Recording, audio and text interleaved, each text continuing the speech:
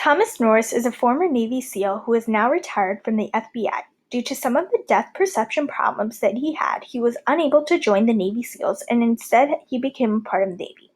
He also served for a tour in Mekong Delta before returning to fight in the Vietnam War. He was a part of the Studies and Observations Group, which according to VietnamGear.com is, quote, a program of covert actions designed to convince the North Vietnamese leadership to desist supporting and directing the war in the Republic of Vietnam, unquote. Thomas Norris's interest in leadership started from his youth when he earned the title of Eagle Scout in Boy Scouts, and his passion for helping America developed as he furthered his studies in criminology and sociology. His mission during the war was to recover Lieutenant Colonel Hamilton, First Lieutenant Mark Clark, and First Lieutenant Bruce Walker from behind enemy lines after their planes had been downed by the Vietnamese. Norris's successful tasks were rewarded with the Medal of Honor that was presented in 1975.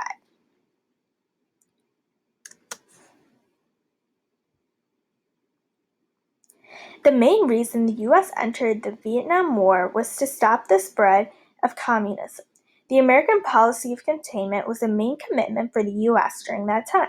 Containment was a policy that used numerous strategies in order to stop the expansion of the communist sphere. According to the reading of Module 5, titled Part 2, America's Deepening Commitment, 1954 to 64, quote, the fall of South Vietnam to communism would lead to the fairly rapid extension of communist control, unquote, and that was something that the U.S. was not willing to risk. Additionally, as said by President Johnson, quote, our objective is the independence of South Vietnam and its freedom from attack. Along with the goal of making Southern Vietnam democratic, Norris helped sustain these goals by rescuing Hamilton. The Vietnamese were unable to get access to the U.S. missile strikes information, and overall were not able to evade the attacks that were planned to come from the U.S. If they would have gotten the information, the outcome of the war would have been in favor of the Vietnamese, and the idea of communism would have spread faster. A U.S. surveillance aircraft was shot down in enemy territory. According to NavySeals.com, he, quote, led a 5-man patrol through 2,000 meters of heavily controlled enemy territory, located one of the downed pilots at daybreak, and returned to the forward operating base, unquote. Lieutenant Hamilton was one of the only ones who survived the crash, and being an electronic warfare officer, he possessed detailed knowledge about the ballistic missile system. In order to prevent the Northern Vietnamese from obtaining that information, a rescue mission was launched in order to find him. It also ended up being unsuccessful and resulted in the loss of more aircraft and men. Thus, Tom Norris was tasked with the ground rescue mission to find Lieutenant Mark Clark.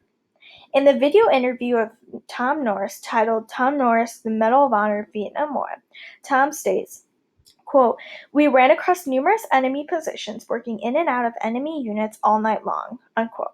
The team successfully completed their mission, but unfortunately lost 3 of their men. On April 12, 1972, Hamilton was rescued.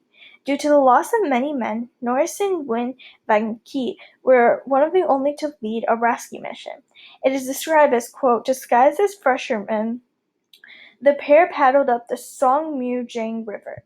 Once they found Hamilton, they covered him in bamboo leaves and vegetation plants. On the way back, they also encountered numerous enemy airstrikes.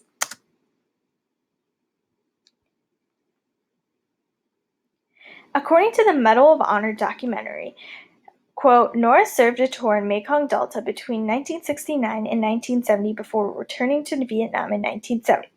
As mentioned before, Norris was a part of the Studies and Observations Group during this time. Quang Trinh Province is an important location for Tom Norris because, as he stated in his Medal of Honor interview, quote, on April 10, 1972, he was serving in Quang Tri Province, Vietnam, unquote. He was leading a 5-man troop on a mission to find and rescue 2 American men who were down and caught in enemy territory surrounded by at least 30,000 Vietnamese soldiers. The U Giang River is also essential because that is where later during the mission where Norris and his team were able to rescue Lieutenant Mark Clark.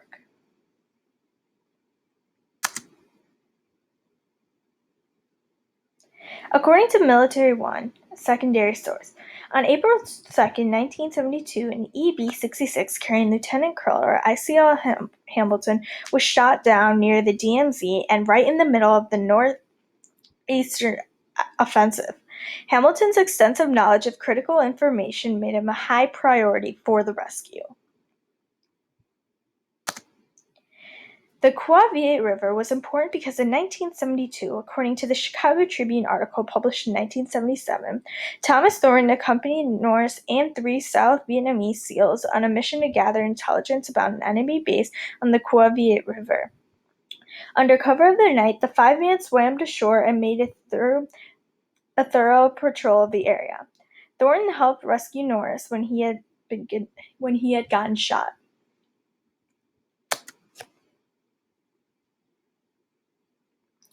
In the United States, the military draft had ended, but it had replaced with the voluntary army. Additionally, Congress passed a resolution that limited the president's ability to send troops into combat without consent, which would prevent a war. In Vietnam, however, the policy went from containment to Vietnamization. As mentioned before, containment is a policy that prevented the spread of communism by any means possible.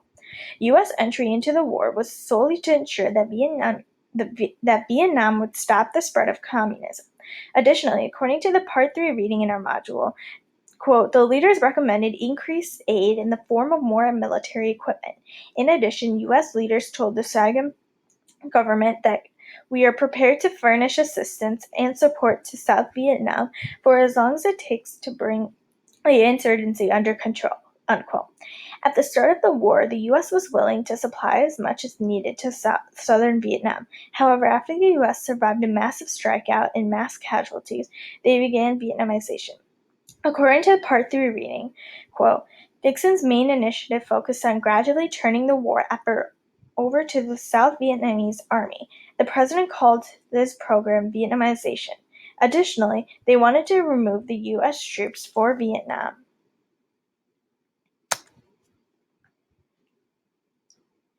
After encountering injury 6 months after serving in the war, Norris decided to further his career by joining the FBI. Similar to experience he had with leading rescue missions during the war, his disabilities were overlooked as he was quickly promoted to leader of hostage rescue team for the FBI. He had also received the Medal of Honor for consistent acts of courage and determination while serving in the Vietnam War.